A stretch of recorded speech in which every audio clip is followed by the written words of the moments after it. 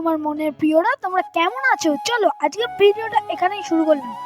আমাদের বাড়ি একদমও কারেন্ট ছিল না, তাই আমি ফোনটা চার্জ দিয়ে বোতলটা নিয়ে চলে গেলাম কাদা দেখাতে। হ্যাঁ, কাদাই দেখাচ্ছিলাম। তারপরে চলে গেলাম এই দিদিটার বাড়ি, তারপর মাংস কিনলাম কারণ আজকের করবো ফিস্টি।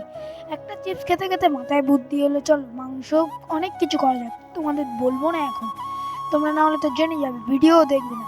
আমি একটু ওদের হেল্প করলাম লঙ্কা এবং টমেটো ছাড়াতে, আমিও কাজের ছেলে। তারপরে আমি এগুলোকে আস্তে আস্তে কুচো কুচো করে ছাড়িয়ে কলা পাতা কাটলাম। কলা পাতা কেটে দেখলাম যে আলু ভাজাটা রেডি হয়ে গেছিলো, আর ডালটাও। তারপরে আমি একটু জঙ্গল থেকে আমি ঘাস পাতা কেটে আনলাম, কেটে এনে আমি একটু পাঁপড় ভাজলাম। তোমরা লাইক সাবস্ক্রাইব করে দাও, আমার রিচ ডাউন চলছে কিন্তু তোমরা সবাই জানো, একটু লাইক সাবস্ক্রাইব করে দাও।